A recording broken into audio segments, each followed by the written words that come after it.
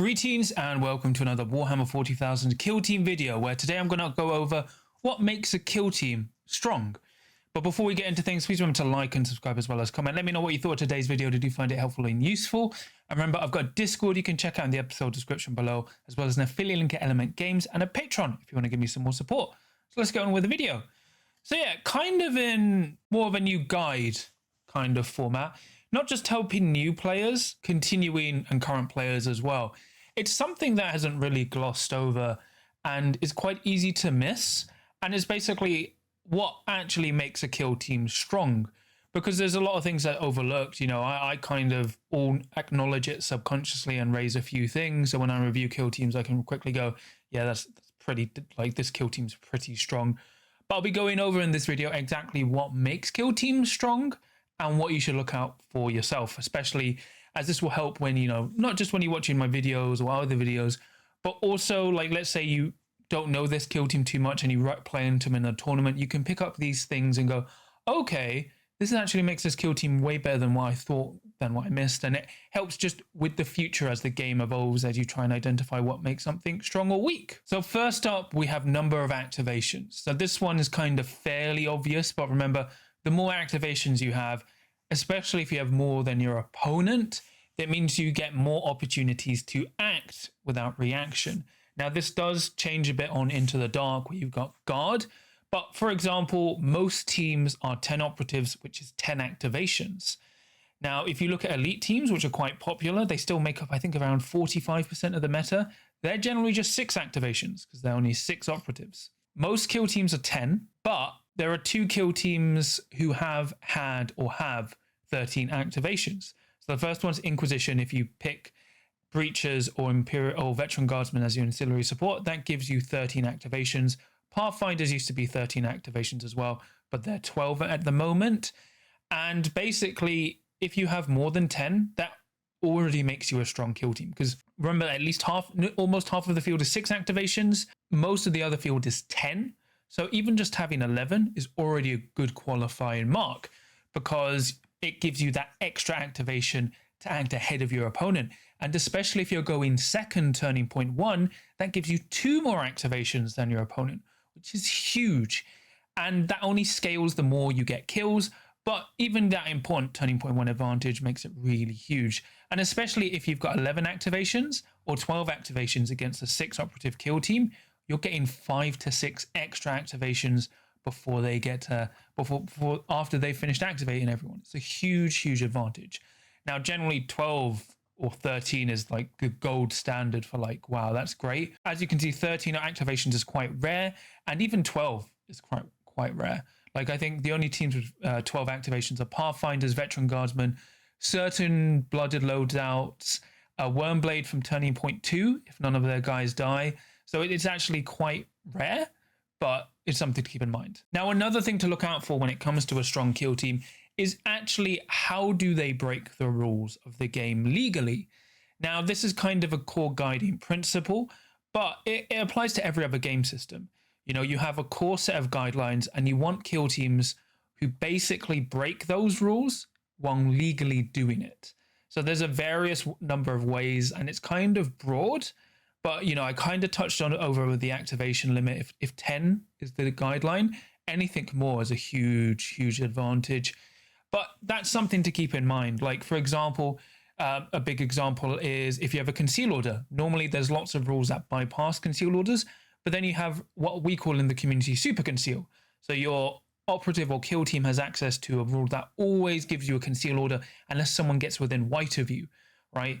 That's a legal way to break the rules of the game by giving you permanent conceal that no one can really ignore unless they get too close to you. And then on the flip side of that, you have abilities that just ignore conceal order without needing to be on vantages or within white as well. So those, you know, famously we had that with Pathfinders, who with 5 marker lights would just ignore your conceal order no matter what. And it's basically those kind of rules that supersede other rules or ignore our entire game mechanics entirely. Now, this is pretty broad, and it's why I wanted to cover it first, because I will be kind of covering it as we go forward, but I think it's good as a guiding principle, because it's basically like, for example, with Yu-Gi-Oh! Like, one of the reasons I got inspired by this video was years ago I watched a Yu-Gi-Oh video and I was like, oh, this makes sense. It's like special summoning. In Yu-Gi-Oh, you can only summon one monster a turn, but you have, you know, ways to special summon lots of monsters, but generally it's once per turn as well. But there are mechanics and abilities that allow you to do that multiple times, and it's the same kind of principle. Like, for example, if you have an ability that lets your kill team do 3 dashes, or everyone having fly, for example, because fly is normally a fine rule because it just ignores all terrain, but it's partly what makes kill teams like Void Dancer troops absolutely broken, because their entire kill team just ignores the terrain rules, and they're doing that legally, and there's not much that can change unless Games Workshop removes that entirely. But it's stuff like that. So it's really broad, but you can kind of quite pick it up quickly if you know it's a widespread rule for that kill team, and it breaks multiple mechanics of the game system, but legally. Next, we have the ability to group activate. So group activate is the ability to activate 2 models in one activation. Now, this is normally good on trooper units, so these are just like standard operatives that are basically 7 wounds, 5 up save, and all they do is they just have like las guns and stuff. Normally, like you'd see them on veteran guardsmen as well as blooded. What I'm talking about is the ability to activate 2 different types of operatives. For example, the biggest example is with breachers. Their ability to breach and clear, they can pick 2 different models within blue of each other and visible, and they can group activate. So they can activate their 2 melee specialists, a melee and a gunner, and that's the kind of stuff you're looking for, letting you activate operatives that normally could be activated individually, but being able to activate them at the same time. Because you want that ability to flexibly do it, because there are sometimes, because it cuts down your activation limit, but there's sometimes you don't want to do it to keep that pace of activations like in Turning Point 1. But being able to activate any 2 powerful operatives at the same time allows you to take out key enemy operatives or key multiple enemy operatives at the same time. So it can be really damaging against elites or other similarly sized kill teams. Now, another good example of this, you had it with Tau with the recon drone or the drone controller and the drone, but you've also got with Exaction Squad with the dog and the leash master. They can activate individually or together. And there's, as you can look through, it's still quite a rare mechanic, but group activation in general is quite powerful. But what makes it really powerful for a kill team is when you can activate any 2 kind of operatives. Because once again, especially like on Into the Dark, where you can like open a door and then send someone in, it really breaks those stalemate deadlocks. And especially if you get an advantageous push with that, that can immediately swing the pace of the game in your favor. So once again, a very powerful thing to look out for. Now, another good thing is powerful faction Tac Ops and Tac Ops. So originally I was just going to say archetypes, right? So like, you know, we'd go, oh, Seek and Destroy. That's good for this kill team, like Seek and Destroy, because Seek and Destroy is good. But as I've played over the months and years, I actually think if the kill team is actually designed for that Tac Op archetype, it's much better.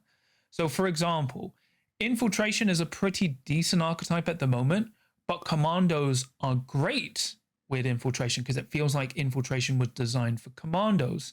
And even Veteran Guardsmen, they feel like they're kill team designed for security. So it's not like they just have a good archetype. They're actually actively designed to passively score that archetype. And then on top of that, you have good faction Tac Ops.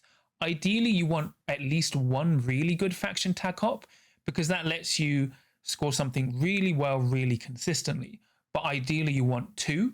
So for example, a kill team with good 2 faction Tac Ops is Chaos Cults.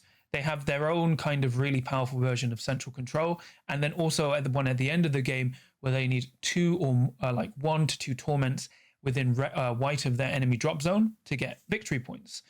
And the thing about these faction Tac Ops being so good is because it's harder for your opponent to remember what they do, especially if you have 2 different ones you can flip between, and it minimizes the number of Tac Ops you need to rely on in the universal deck, because it means you could take 1 faction Tac Op and then 2 general Tac Ops, which means your opponent has to guess more and it's harder for them to predict what you're trying to score. Like the gold standard is just having 1 really good faction Tac Op and then being able to select a good archetype that a kill team is designed to score. But for example, you ideally want 2. I mean, I think a good kill team that really suffers from not having good faction Tac Ops are Corsair Void Guard. Their faction Tac Ops are really situational, but instead they're really good at scoring Seek and Destroy and Recon. But their pitfall is they have to rely on those universal archetypes. But if they could just get 1 to 2 extra faction Tac Ops, that would be great for them to swap in. They'd be very, very good.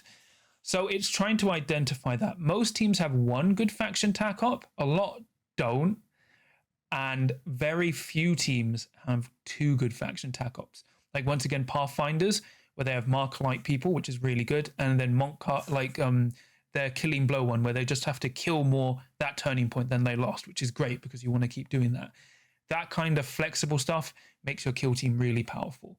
Another thing that makes your kill team really good is durability. Now, this is either with lots of wounds or DPRs, so damage prevention rolls, or damage mitigation. So lots of wounds is ideally having like 14 wounds or more, even like 10 wounds and 10 operatives. That's really good. For damage prevention rolls, it's anything with a 5-up, DPR, or even a 6-up DPR, because remember, that random chance is really powerful in kill team because everyone has so many wounds. So you have lots of chances to make that roll. And then the issue is you then get to roll again. So not only are you saving on the wounds you have, you're saving on the saved wounds, which makes you have almost half the amount of extra wounds than normal. And then you have damage, like damage mitigation. So anything that grants you -1 damage. So for example, powerful kill teams with good damage negation. Breachers, they have, brace for impact, so they can get -1 damage if they don't move or charge. Nurgle, they get their -1 damage, all to a minimum of 3. Then you've got Gellerpox, who basically their Nightmare Hulks all have a 5-up DPR, and then the rest of their operatives, apart from their equipment, have a 6-up DPR. Even Hand of the Archon, because they have 8 wounds, that 6-up DPR actually becomes quite useful. And then even, as you can see with Chaos Cults, Torments and Mutants at the moment have a 5-up DPR. And it's really swingy. Like, the more wounds you have, the better DPR gets. And it's something you need to watch out for. It's a very powerful mechanic, because especially when it comes to DPRs, as the player fighting against it, you have to put in more damage to counter in for the fact that your opponent could save against the damage you do. So you need to overkill instead of going for trying to do the right amount of damage, which is what you want, because when you're trying to make those DPR rolls, the moment you make your opponent overcommit, it allows you to counterpunch them harder. So it's a really strong mechanic in general, and something we've seen GW hit themselves when they've made damage negation effectively capped to 3 damage instead of minimum of 2. But also you can see they've changed back some DPR rolls. But, damage negation is good. It's partly why Intercession are so good, because they have 14 wounds. So it takes you need 4 damage to go through 4 times to kill a Marine, which means you generally can't kill them in one shot unless you have minimum 5 damage weapons, which are very rare, which makes this kill team higher to kill because of their breakpoints. So there's something to keep in mind when you're looking at a kill team. Then we have APL modifications. So this is either the kill team being free APL, or they have lots of ways to get +1 APL. So for example, one thing that makes elite teams really strong is they all have free APL compared to everyone else having 2. And it's something that makes Void Dancer Troop really strong because they all have free APL. Another example is kill teams that have lots of abilities to give out +1 APL. So once again, you have Commandos. They have the Knob, who can give +1 APL to anyone, including themselves, and also a Comms. And then you've even got with the Lucidian Star Striders, who can do Surprise +1 APL when they activate, as well as Breachers, who can give themselves +1 APL when they breach and clear, as well as having a Comms. So it's trying to look out for that, because having free APL base is very strong and reliable, but also being able to flex around giving operatives extra APL is really powerful as well. And this kind of includes teams that get around the normal restrictions. For example, once again, something that Exaction Squad have, which is unique to them, is their comms can give APL to anyone within line of visibility. Doesn't need any range, but they can only do it once. But then you've got the Kazakin one, who's much better, who doesn't need range or line of sight, just picks anyone on the board and can do it twice. So they can give 2 different operatives +1 APL. And this becomes really important in missions like loot and capture, where you have to spend APL to pop points, but then also on Into the Dark, where you need to get around doors. Like famously, for example, Hand of the Archon have no way to get +1 APL unless they kill, which makes them really struggle on Into the Dark at the start of the game, because they only have 18 APL. And obviously, if you can give +1 APL, if you give it to someone who's activated, then you can activate them next turning point with free APL. And if you can do that twice, that's really powerful. Because remember, even when you have free APL as a +1 modifier, for that activation, you count as free APL. So if you're trying to outscore someone on loot, they only have one body on the point. Normally it would be fine, but because you're free APL for that activation, you can move, pop that point, and then kill them or fall back, which really swings things. And the ability to be able to hand out a lot makes a kill team very powerful indeed. And another thing is flexibility. So this is where I call like a kill team that either does well at ranged and shooting. This is kind of like a take all comer kill team, and we've kind of seen it narrow down as the kill teams develop, but also includes kill teams that overly maximize into one particular archetype. For example, last season, what kill teams were really strong were shooting kill teams, because most kill boards were open and it was struggling to like play around that, but they were so focused into shooting, like Pathfinders, right? They had the best shooting, they could ignore obscuring, even when they lost the ability to always ignore conceal orders. Being able to ignore obscuring mean they could shoot without you being able to shoot them back, but also they had ways to shoot into combat, to dash out of combat, so it was really hard to tie them down.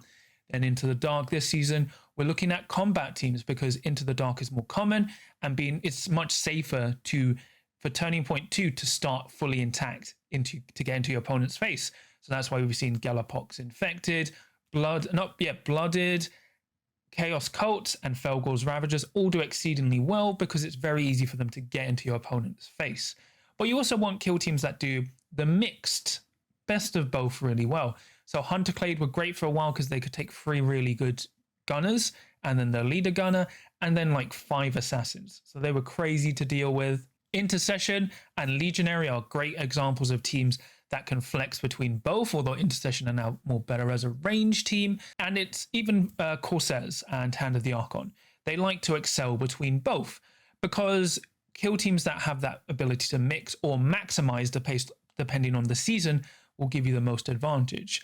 Obviously, mixed teams are better because, you know, they have the ability to adapt, but especially if you're playing on like open or close combat, you know, like Into the Dark, you want to look for what kill team maximizes that, because usually especially when a kill team specializes in ranged or combat, Games Workshop has a tendency to kind of go too far to make those dedicated kill teams too good. Like, as I said, for example, Pathfinders had ways to shoot into combat and dash out of combat, so tying them up wasn't that great.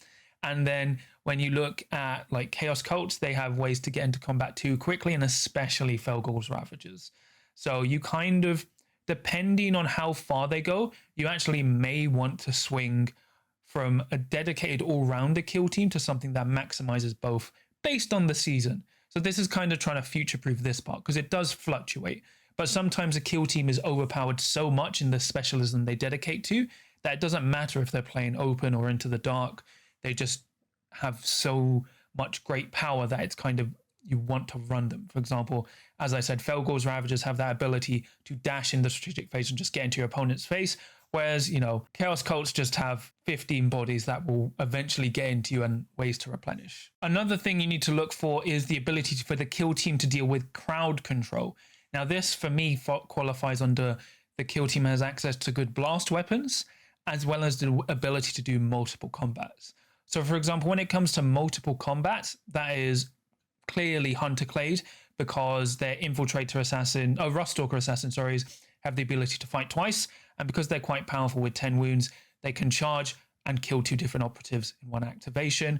Chaos Cults can do it by spending a CP, as well as Galapox. They can fight twice. Also, you have all kind of elite teams who melee operatives generally can fight twice. And then you want good blast attacks, because remember, blast attacks are really powerful, because once you've hit the target, they hit everyone visible within 2 inches, well, within white, and also they don't get any cover bonuses.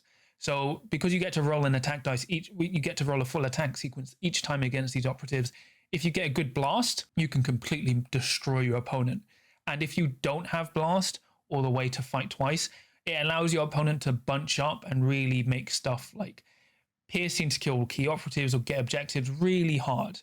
And when it comes to blast weapons, you do want a dedicated operative with a good blast weapon, for example, like Hand of the Archon and Corsairs with the Shredder, but also Grenadiers, because Grenadiers usually have good grenades. So for example, you have the Tau one with the EMP grenade, but also you have the Breacher one, which has his super crack, right? Which is 4/6 damage, AP 1, blast white. Really powerful, range 2 white, but still really good blast because you want that kind of crowd control. Another example are commandos. They have the dynamite and access to lots of stick bombs. So they have ways to pump out lots of blast because once again, you really don't want your opponent to clump together because it makes it harder to charge them and clear off of points as well as key areas you need to control on the battlefield. The ability to dominate that is very powerful. And then finally, we have ways to get extra command points and, just extra abilities. So for extra command points, it's usually factions that get +1 command point a turn, or they get to do a stratagem for free per turn. So for example, you have Hand of the Archon, who if they pass in the strategic phase, if their leader's alive for the first time, they get an extra command point, which can be really powerful. You've got, once again, Breachers. Once their leader is alive, they can do an attack order for free once per turning point. Really powerful. Then you have the Phobos Strike Team. Their leader can, for an action point, get +1 CP.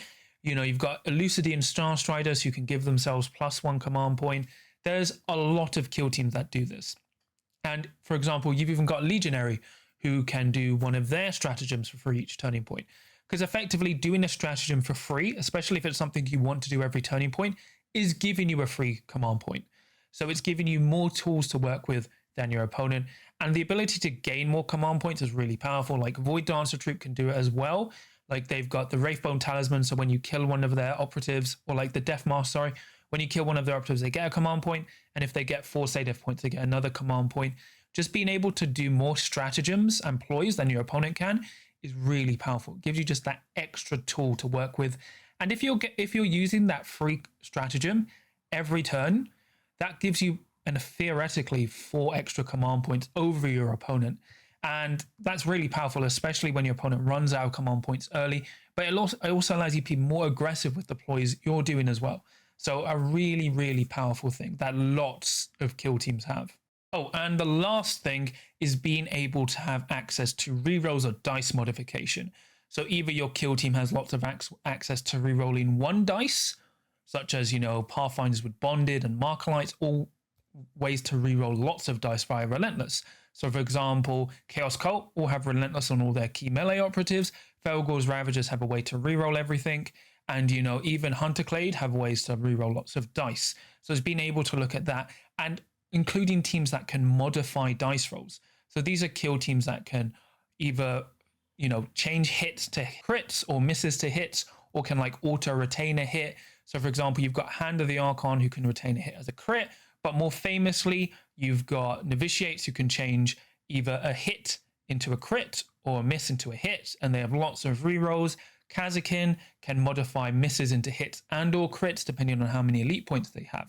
And that's a really powerful ability because if you're able to actually ensure what your dice rolls are, it takes all that risk out of the game. So being able to do that as a kill team is very powerful, or even just having access to lots of rerolls because it once again improves your reliability. So you're less a victim to the dice. So yeah, for the video overview, that's pretty much it. I hope it all made sense. I think there's still some stuff I left out, but I tried to cover the core principles that keeps kill teams strong. So if you're trying to look at them yourselves, or you're you're trying to figure out your opponent, you can kind of quickly glance through their rules, or when you think back to the game, you can go, oh, they did that really well. So to quickly summarize, once again, it's having more than 10 activations. 11 to 13 is great because it gives you more ways to activate. Legal ways, your kill team breaks the rules. So for example, all having fly, or ways to have conceal orders no matter what. So super conceal, or ways to ignore conceal, or even injury, super injury, or that kind of stuff. Then you've got the ability to group activate, depending on how that does. Being able to activate more operatives than your opponent is really powerful, especially if they can activate individually. Tac Ops, having good faction Tac Ops, as well as having archetypes and access that are good and you're designed to score, not them just being good alone. Your kill team actually excels at scoring them. Extra command points, and free command points. Durability from having more wounds or DPR, so damage prevention rolls, or damage negation by taking -1 damage, as well as APL modifications by either being free APL base or ways to get multiple +1 APL.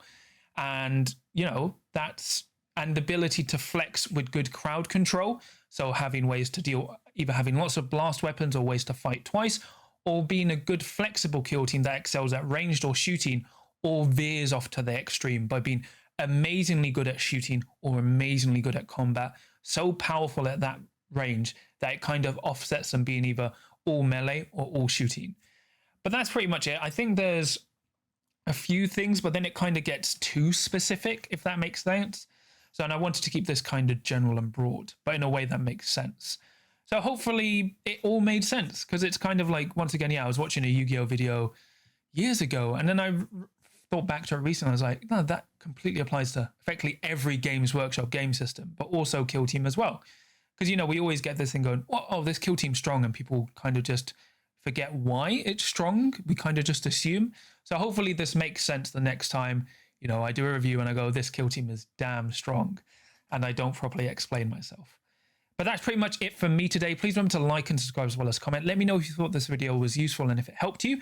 And remember, I've got a Discord you can check out in the episode description below, as well as a affiliate link at Element Games and a Patreon if you want to give me some more support. And I'll quickly shout out my patrons. So for my Adepts of the Crit, I have Sam, Nick, Mr. Meatwad, Kenzie, John Thomas, Captain Murder, Dad of Goldens, Ben, Arthur, and then for my Veterans of the Crit, I have Samja. So thank you so much for all your support. It really means a lot to me and helps support the channel. But yeah, that's pretty much it from me today. I've actually done a lot of painting, so I might do a painting video next for Kill Team, showing off some of the stuff I've painted, but we'll see. I've got a lot of stuff I need to work on, but I'll be back with another video soon. And remember, no matter how powerful your Kill Team is, there's nothing really as powerful as being able to roll a crit.